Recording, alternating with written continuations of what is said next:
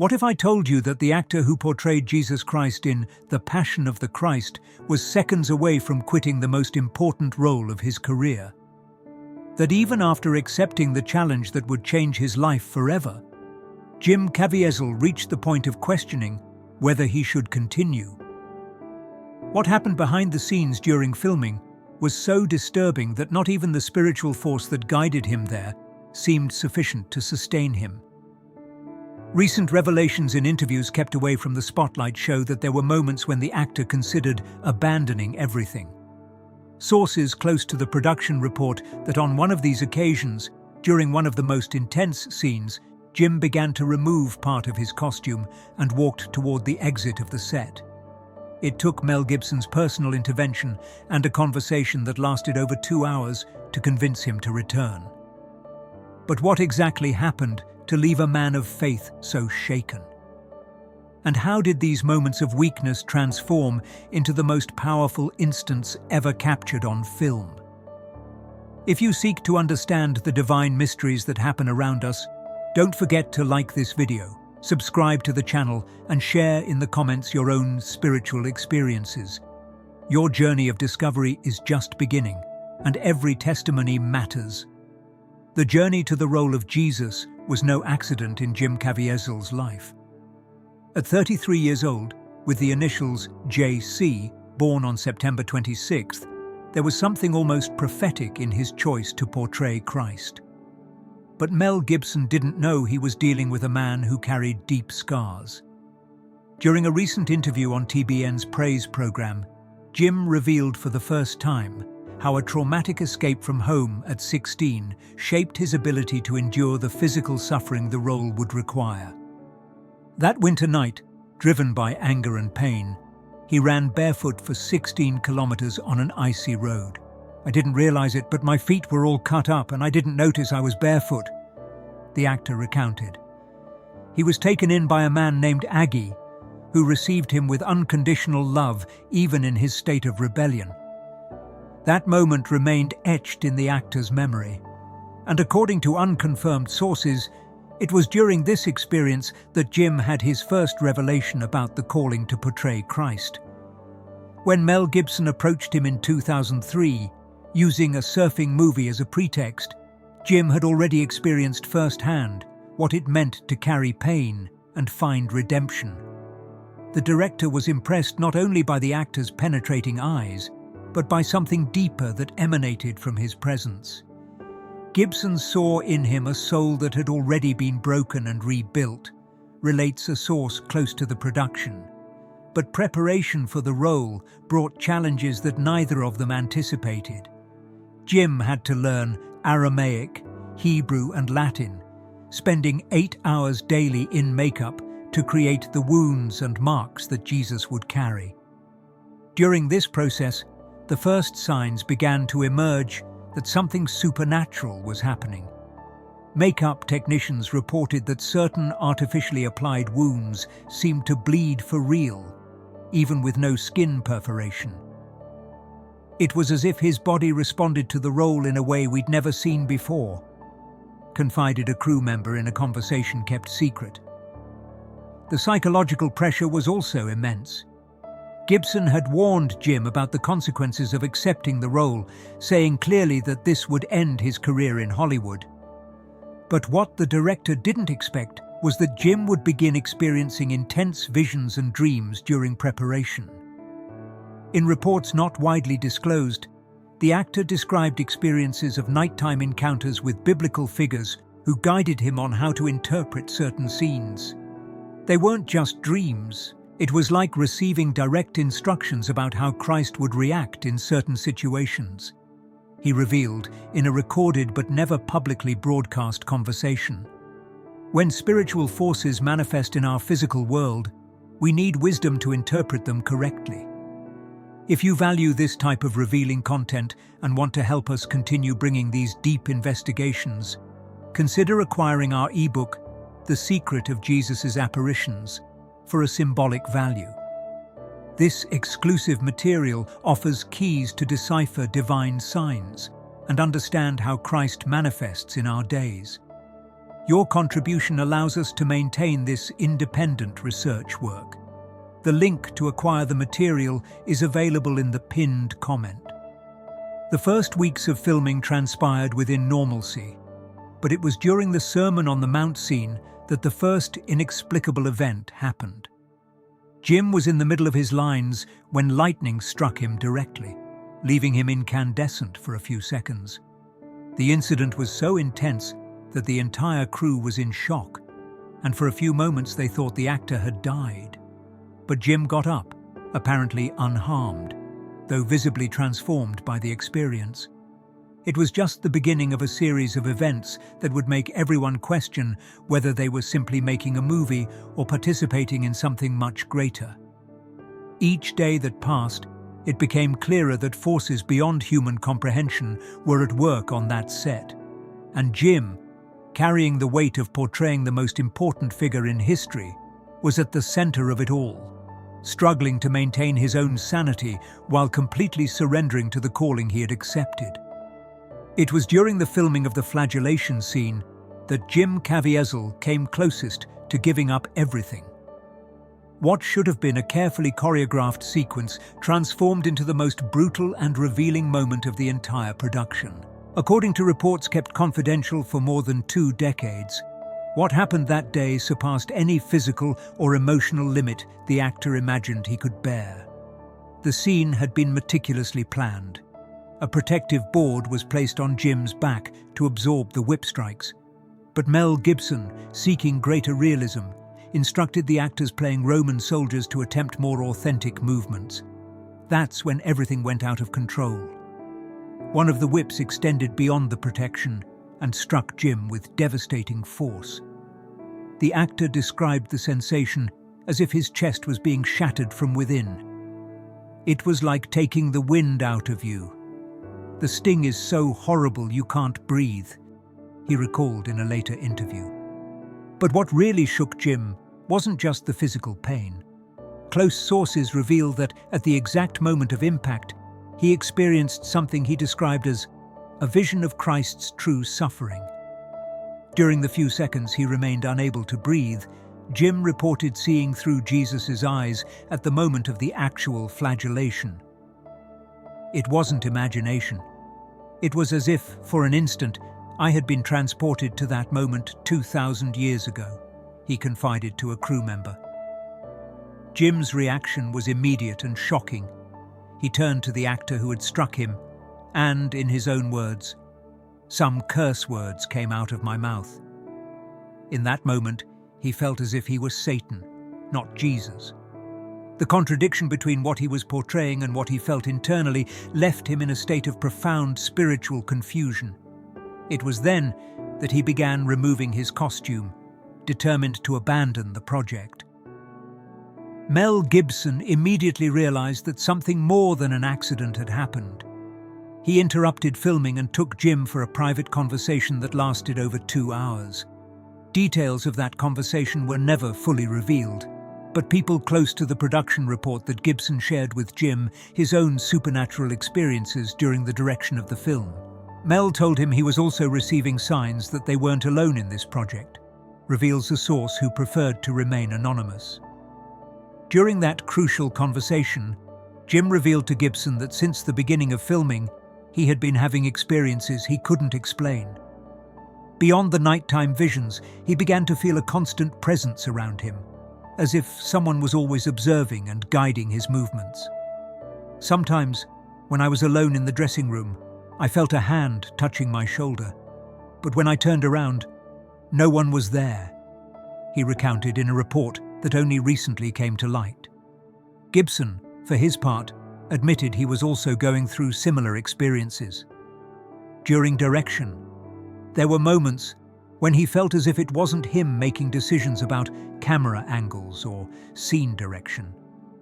It was as if someone was directing through me, he confessed years later, in an interview not widely disclosed. This mutual revelation created a special bond between director and actor, an understanding that they were being used as instruments for something much greater. After the conversation, Jim made a decision that surprised everyone. Instead of abandoning the project, he asked to redo the flagellation scene, but this time with total surrender to the suffering he felt called to experience. When the cameras rolled again, something extraordinary happened. The screams of pain that came from Jim were so authentic that even the actors playing Roman soldiers stopped, visibly shaken by what they were witnessing. Sound technicians who were present that day report that the groans and laments captured were different from anything they had ever recorded. They weren't screams of an actor interpreting pain. It was as if we were recording the sound of true human suffering in its purest form, described one of the professionals. When the scene was finished, Jim remained on the ground for several minutes, in a state that those present described as spiritual trance. What happened from that moment transformed not only Jim's performance, but the entire atmosphere of the film. The crew began to notice that he was no longer just acting. He was experiencing every moment as if he were truly Christ. During breaks between filming, Jim was found kneeling in prayer, often with tears streaming down his face, completely absorbed in communication that seemed to go beyond human words. Technical crew members began to report their own experiences of spiritual transformation. Some who declared themselves atheists began to question their beliefs. Others who were already religious felt a deepening of their faith they described as revolutionary. The set had become something much deeper than a filming location. It was a sacred space where the supernatural and natural met in inexplicable ways. From the moment Jim decided to fully embrace the suffering, supernatural manifestations on The Passion of the Christ, set intensified in an alarming way. What began as strange coincidences evolved into events that challenged any rational explanation, forcing the entire crew to confront realities that transcended their understanding of the physical world. One of the most disturbing events occurred during the filming of Christ's death. When Jim spoke the words, "Father, into your hands I commend my spirit," witnesses described that he completely stopped breathing for a period that lasted well beyond normal for an actor. Heart monitors that had been placed on him as a precaution showed a flat line for almost 2 full minutes. The medical team rushed to revive him when Jim suddenly opened his eyes, completely conscious, as if he had just awakened from restorative sleep. During those 2 minutes, I wasn't on the set. I was in a place I cannot describe with human words, Jim revealed in a recording that only recently came to light. There was absolute peace, a light that didn't blind but revealed everything, and a voice that wasn't sound but pure knowledge telling me that everything was being fulfilled as it should be. When asked if he had encountered Jesus during this experience, Jim remained silent for several seconds before responding, "Some mysteries shouldn't be explained, only lived." The impact of these events on the crew was profound and lasting. Luca Lionello, who played Judas and declared himself an atheist before filming, experienced a radical transformation. During the betrayal kiss scene, he reported feeling devastating guilt that accompanied him for days. "It wasn't Judas' guilt I was portraying. It was my own guilt for all the moments I had betrayed truth in my life," he confessed in an interview years later. His conversion to Christianity happened in the same week filming ended. Other crew members began to report prophetic dreams and visions during the production period. A sound technician secretly recorded audio of whispered conversations in Aramaic during the early morning hours on set, even when no actor was present. When experts in ancient languages analyzed the recordings, they discovered they were prayers and chants that didn't appear in any known historical record, as if they were direct from biblical times. The intensity of these experiences began to affect even the technical aspects of production. Cameras functioned perfectly during the day, but presented inexplicable failures during the most emotional night scenes. On one occasion, all 4 cameras stopped working simultaneously during the prayer in Gethsemane, forcing the crew to redo the scene. When they reviewed the material they managed to capture, they discovered there were sounds of voices singing in harmony, even though no choir was present during filming. Mel Gibson, initially skeptical about some of these reports, began keeping a personal diary documenting the events he witnessed. Pages from that diary, which remained stored for years, reveal his growing conviction that they were involved in something that transcended cinema. "We're not making a movie about Jesus," he wrote in one entry. "Jesus is making a movie through us." This shift in perspective would explain why Gibson became so protective of the supernatural events that occurred, insisting that certain experiences were too sacred to be shared with the general public. As filming approached the end, pressure on Jim intensified. He had lost weight drastically, not only from the physical demands of the role, but because he reported having difficulty eating. "Anything I consumed tasted like ashes," he told a close friend. "It was as if my body was being prepared for something I didn't yet fully understand." What he didn't know was that the most transformative experiences were still to come, and that the true test of his faith would occur not during filming, but in the years that followed the film's release.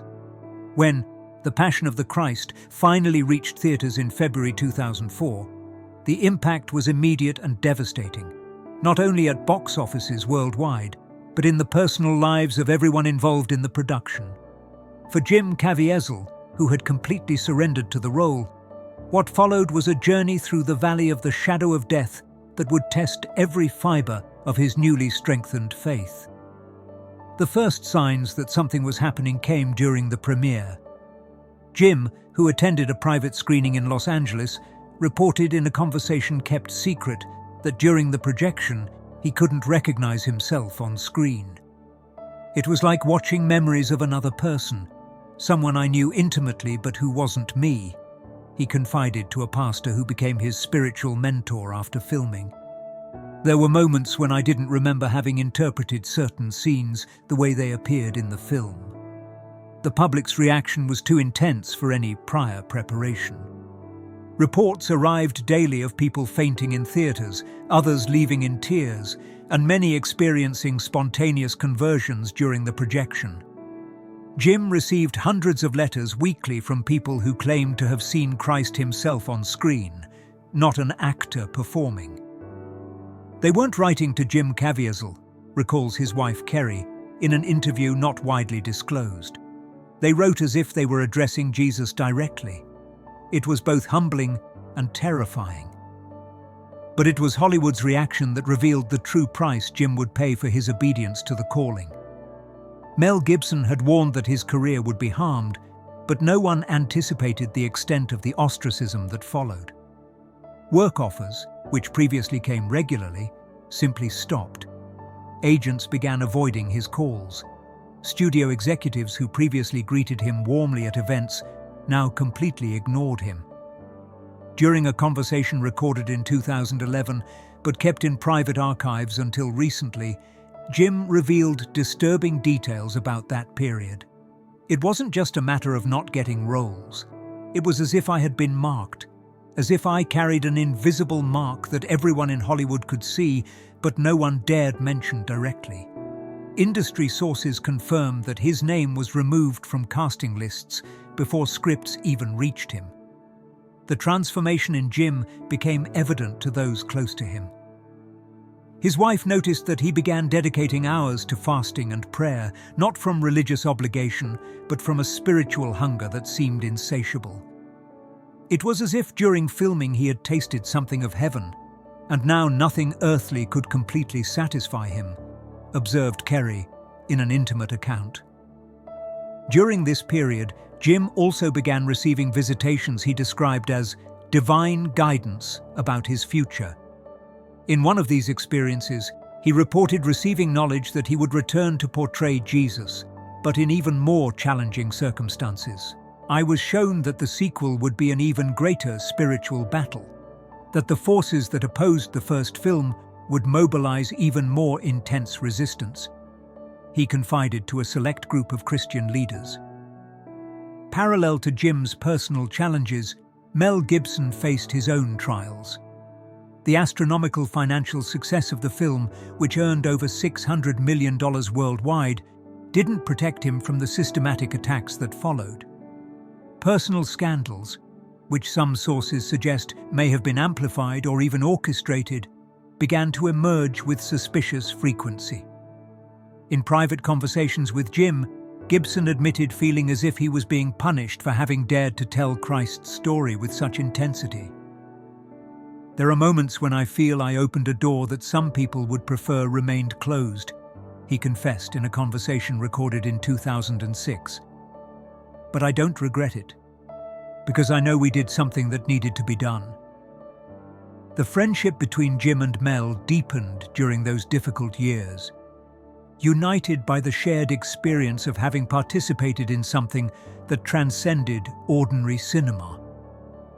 Both developed an understanding that they had been instruments of a greater purpose, and that the consequences they faced were part of the price to be paid for that obedience. It was this shared conviction that would sustain them during the years of silence and preparation that preceded the announcement of the film's sequel. When Jim Caviezel finally emerged from the darkest period of his career, he was no longer the same man who had accepted to portray Jesus 2 decades earlier. The experiences lived during and after the Passion of the Christ had molded him into something he himself described as an instrument tuned by suffering. It was this transformed man that Mel Gibson sought in 2025 to resume the most important role of their lives.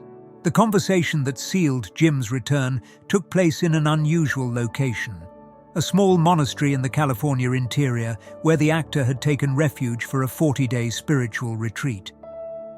Close sources reveal that Gibson arrived unannounced, carrying only a copy of The Resurrection of the Christ script. When they met in the monastery chapel, both remained silent for almost an hour before any word was spoken. "Mel found me kneeling before the altar," Jim revealed in a recent interview on Raymond Arroyo's YouTube channel, where he admitted for the first time his fears about resuming the role. "Am I afraid? Yes. But if I weren't, I wouldn't want to work as an actor, because one is never ready, and this is war." That fear wasn't unfounded. At 56 years old, Jim was aware that his body no longer possessed the same physical resistance as at 33, when he first portrayed Christ. But what really disturbed him was the knowledge received during his mystical experiences of previous years that this sequel would be an even more intense spiritual battle than the original film. "It was revealed to me that this time it wouldn't just be about telling a story, but about waging war in spiritual realms," he confided to a select group of Christian leaders during a meeting kept away from the spotlight. The script Gibson brought was different from anything Jim had read. The director himself described the project as an acid trip in an interview on Joe Rogan's podcast, revealing that the narrative would explore not only the resurrection, but the fall of angels, Christ's descent into hell, and events extending to the death of the last apostle. "It's war," Jim declared upon accepting the challenge, words that carried much greater weight than they appeared. Preparation for the new film brought disturbing revelations about what had happened behind the scenes in Hollywood during the years of silence. Jim discovered, through unofficial sources, that his name had been placed on an informal blacklist, circulated among major studio executives. Leaked documents suggested that the decision to marginalize him hadn't been merely commercial, but ideological, part of a coordinated effort to discourage other actors from accepting roles in Christian-themed films. When you become the face of Christ on screen, you automatically become a target of forces that would prefer that story never be told, Jim revealed in a recorded conversation with his spiritual mentor. "It's not just about artistic or political preferences. It's a battle between light and darkness, and I became a symbol that bothers certain people in positions of power." During the months of preparation for the sequel, Jim began experiencing prophetic visions again, this time even more intense than those from the original film. In one of these experiences, he reported clearly seeing the events that would unfold during the new filming. "I saw storms that would come from nowhere, equipment that would fail at crucial moments, and people who would try to sabotage the production from within," he confided to Gibson during one of their preparatory conversations. Gibson, for his part, faced his own challenges in preparing to direct the sequel. During prayer and fasting sessions, he reported receiving specific guidance on how to film certain scenes, including sequences that would take place in spiritual dimensions. "These aren't instructions that come from my experience as a director," he admitted in private conversation. "They're revelations about how to capture realities that are normally invisible to human eyes." The decision to begin filming in 2025 wasn't arbitrary. Both Jim and Mel reported receiving independent confirmations that this was the divinely appointed moment to tell the resurrection story. "It's not about commercial timing or schedule convenience," Jim explained. "There's a spiritual timeline being followed, and we are just obedient instruments to that greater plan." As the filming start date approached, Jim intensified his periods of prayer and fasting, reaching the point of spending entire days without food, sustained only by water and spiritual communion. "My body needs to be prepared not just physically but spiritually purified for what's coming," he explained to his wife, who showed concern about the intensity of his dedication. The last weeks before the official start of recording brought signs that confirmed to Jim that he was on the right path. Inexplicable healings in people who prayed for him, prophetic dreams that came true the next day, and a supernatural peace that enveloped him even in the face of pressures and threats that continued arriving. "I know this time will be even more intense than before," he confided in his last statements before leaving for Italy. "But I also know I won't face this alone. The same presence that sustained me 20 years ago is even stronger now." It was with this unshakable conviction that Jim Caviezel prepared to resume the role that had transformed his life, knowing that this time the stakes were even higher, the enemies more organized, but the divine protection more powerful than ever. Jim Caviezel's final preparation to resume the role of Jesus Christ transcended any acting method known in Hollywood. In the months that preceded the start of filming The Resurrection of the Christ in 2025, Jim embarked on a spiritual journey he described as preparation for a divine mission, not just for a film. During a 90-day retreat in a Benedictine monastery in the Italian countryside, far from the curious eyes of the media, Jim experienced what he called mystical death. In letters sent to his spiritual mentor, he described experiences of total detachment from artistic ego. "I can no longer allow Jim Caviezel to portray Jesus," he wrote in one of those correspondences that recently came to light. "Jesus needs to live through what remains of me after this purification." The most extraordinary events occurred when Jim began rehearsing the resurrection scenes proper. During one of these sessions, conducted in the monastery crypt for greater privacy, witnesses reported that Jim remained motionless for almost 4 hours, in a state that the doctors present couldn't define whether it was sleep, coma, or mystical trance. Heart monitors showed that his heart rate had decreased to dangerously low levels, but his breathing remained strangely rhythmic. Each person has a specific role in the divine plan for these last days. If you want to discover what your purpose is in this intensifying spiritual war, our prophetic manual offers personalized revelations about your calling. Immediate action necessary. Copies running out in the pinned comment. When he finally awakened, Jim described having been on the other side of the veil, in direct communion with the risen Christ. "He showed me not just how to portray the resurrection, but how to live as a resurrected person," he related to the monks present. "Death isn't the end of the story, it's just a transition. And I need to convey that truth with every gesture, every look, every breath in the film." The implications of these experiences became evident when Jim began manifesting knowledge he didn't previously possess. During conversations with theologians and biblical historians invited for consultation, he demonstrated deep understanding of texts in Aramaic and Koine Greek that he had never formally studied.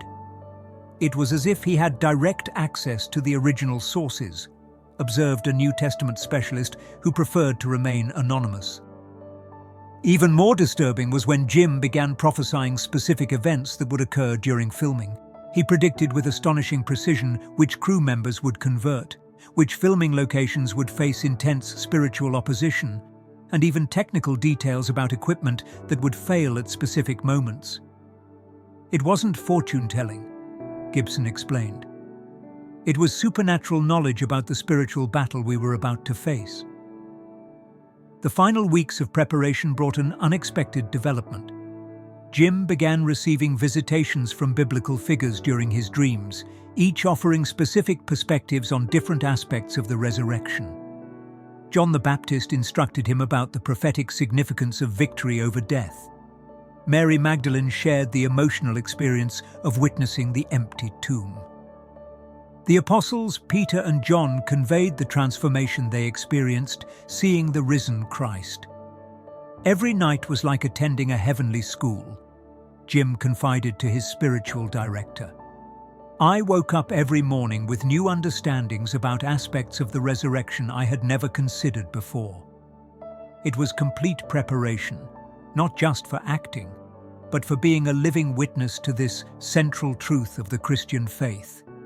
Jim Caviezel's story reminds us of the words found in Philippians 2:5-8, where Paul exhorts us to have the same mindset as Christ Jesus, who, being in very nature God, did not consider equality with God something to be used to his own advantage. Rather, he made himself nothing by taking the very nature of a servant. Jim exemplifies this emptying, this kenosis, that allows the divine to operate through the human. His journey from almost quitting the most important role of his life to fully embracing this divine calling illustrates a profound truth about Christian discipleship. Sometimes our greatest moments of doubt precede our greatest spiritual victories. As it is written in 2 Corinthians 12:9, "My grace is sufficient for you, for my power is made perfect in weakness." Jim's transformation invites us to reflect on our own response to divine callings in our lives. How many times have we almost given up on purposes that God had placed in our hearts? How many times have we allowed fear, opposition, or difficult circumstances to distance us from our true mission? The legacy of The Passion of the Christ, and now its sequel, doesn't reside only in its cinematic impact, but in the demonstration that when we completely surrender to God's purposes, He can use our lives in ways that exceed our boldest imagination.